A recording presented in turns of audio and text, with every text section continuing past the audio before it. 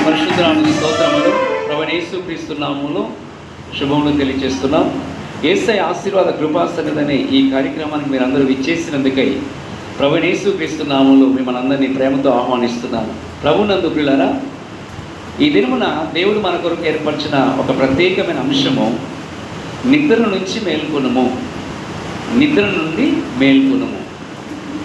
మరి ప్రభువు రాకడ సమీపముగా ఉన్నదని ప్రపంచంలో ఉన్న సార్వత్రిక సంఘం, దేవుని సేవకులు, విశ్వాసులు, మరి ప్రభునందు విశ్వాసం ఉంచిన దేవుని యొక్క బిడలు యేసు ప్రభు యొక్క రక్తము చేత కడగబడి మారు మనసు పొంది నీటి ద్వారా బాప్తిసం తీసుకొని పరిశుద్ధాత్మ చేత అభిషేకించబడి ఒక ప్రత్యేకమైన జీవితము, ఒక ప్రతిష్ఠ జీవితము, ఒక విశ్వాస సంబంధమైన ఆత్మీయ పోరాటములో ఉన్న దేవుని యొక్క బిడలు ప్రభువు రాకడ కొరకు ఎదురు చూస్తున్న దినాల్లో మనం ఉన్నాం. దేవునికి స్తోత్రం. మరి ప్రభువు రాకడ యొక్క సూచనలు కూడా మనము చూస్తున్నాము, వింటున్నాము. మరి అనేక రకాలైన వార్తలు కూడా మనకు వస్తున్నాయి. దేవునికి స్తోత్రం.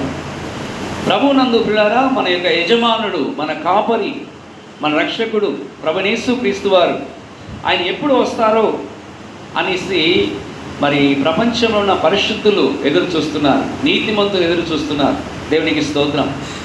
కనుక ఆ ప్రభు వచ్చే ముందు మనమందరము కూడా ఒక ప్రత్యేకమైన సిద్ధపాటుతో, ఒక ప్రత్యేకమైన దేవుని యొక్క ఉన్నతమైన ఆలోచనతో మనము ఎదురు చూడవాలని దేవుని యొక్క ఉన్నతమైన ఉద్దేశమైనది. దేవుని స్తోత్రం. మన ఆత్మీయ జీవితంలో మనం ఎక్కడ కూడా వెనుకబడిపోకుండా ఈ దినమున పరిశుద్ధాత్మ దేవుడు మనకు తెలియచేస్తున్న ఒక అద్భుతమైన మాట ఏంటంటే, మెలకువగా ఉండవలెను. పరిశుద్ధ గ్రంథంలో నుండి మార్కు సువార్త 13వ అధ్యాయము 37వ వచనం మనం ధ్యానిస్తున్నాం. మార్కు సువార్త 13వ అధ్యాయం 37వ వచనం. నేను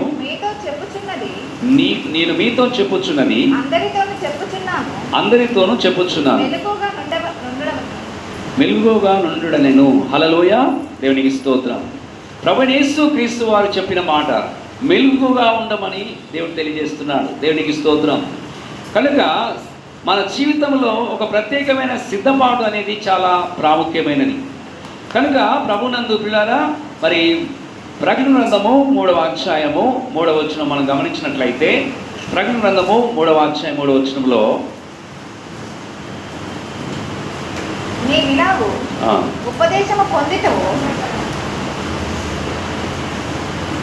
నీ క్రియలు నా దేవుని ఎదుట సంపూర్ణమైనవిగా నాకు కనబడలేదు కనుక జాగరూకుడవై చావనై ఉన్న మిగిలిన వాటిని బలపరచుము. దేవునికి స్తోత్రం కలుగాక. 3వ వచనంలో చదవండి. నీవు ఎలాగూ ఉపదేశం పొందితివో, ఎలాగూ వింటివో జ్ఞాపకము చేసుకొని దాన్ని గైకొనుచు మారు మనస్సు పొందుము. నీవు జాగరూకుడవై యుండని ఎడల నేను దొంగ వలె వచ్చేదను. ఏ గడియను నీ మీదికి వచ్చేదను నీకు తెలియదు. హల్లెలూయా. ప్రభునందు ప్రియులారా, ప్రభు యొక్క రాకడ ఎలా ఉంటుందో కూడా పరిశుద్ధాత్మ దేవుడికి జ్ఞాపకం చేస్తున్నాడు. దేవుడికి స్తోత్రం. ఆ దినాల్లో మరి యోహాను గారు పద్మాస్ దీపంలో పరవాసిగా ఉన్నప్పుడు ఈ యొక్క ప్రకటన గ్రంథము దేవుడు ఈ ప్రత్యక్షతను దేవుడు తెలియజేశాడు. సార్దీసులో ఉన్న సంఘపు దూతకు ఇలాగూ రాయము. దేవునికి మహిమ కలుగుగాక. దేవుని వాక్యం చెప్తుందంటే, నీవేలాగు ఉపదేశం పొందితివో, ఎలాగు వింటివో జ్ఞాపకం చేసుకొని దానిని గైకొనుచు మారు మనసు పొందుము. దేవునికి స్తోత్రం. రిపెంటెన్స్,